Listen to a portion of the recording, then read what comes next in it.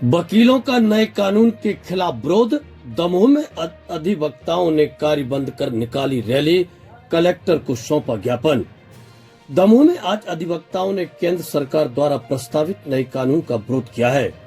सभी वकीलों ने कार्य बंद कर और विरोध प्रदर्शन किया। अधिवक्ता संघ के अध्यक्ष कमलेश भारद्वाज ने बताया कि सरकार द्वारा प्रस्तावित संशोधन वकीलों के हित में नहीं है, इसलिए पूरे देश में वकील इसका विरोध कर रहे हैं। संघ के पूर्व अध्यक्ष पंकज खरे ने नए कानून की धारा 35 और 42A का विरोध किया है।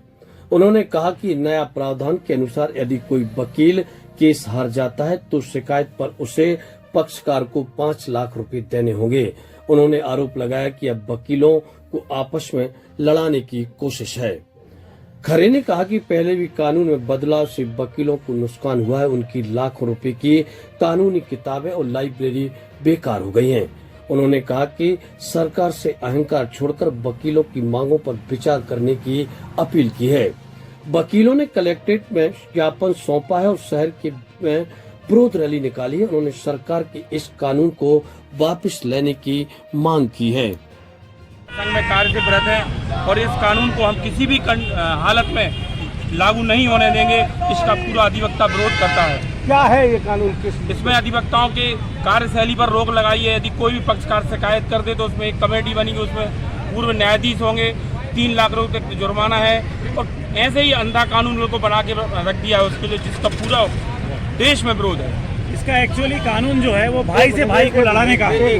इसमें क्या है, ये जो कानून विधेयक मोदी जी ने पारित किया, मोदी जी का मैं नाम नहीं लेना चाहता हूँ, लेकिन सरकार को मैं बोलूंगा कि सरकार हमारे बलिदानों को भूल गई।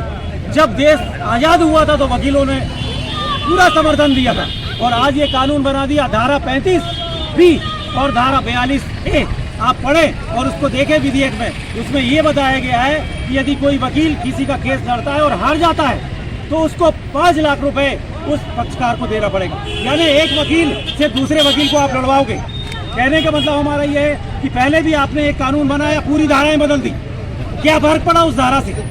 आप बताइए, आपने धारा बदल दी, उस धारा से कुछ फर्क नहीं पड़ा। हमारी लाखों रुपए की लाइब्रेरी किताबें आज वो उसमें रद्दी के भाव बिक रही, तो उससे क्या फर्क पड़ा?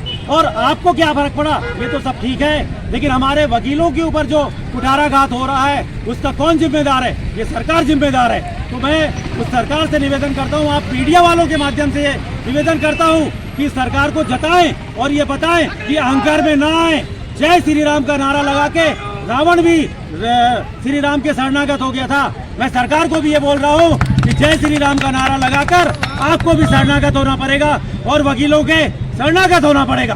अधिवक्ता एकता दमोह अधिवक्ता संघ, हमारे अधिवक्ता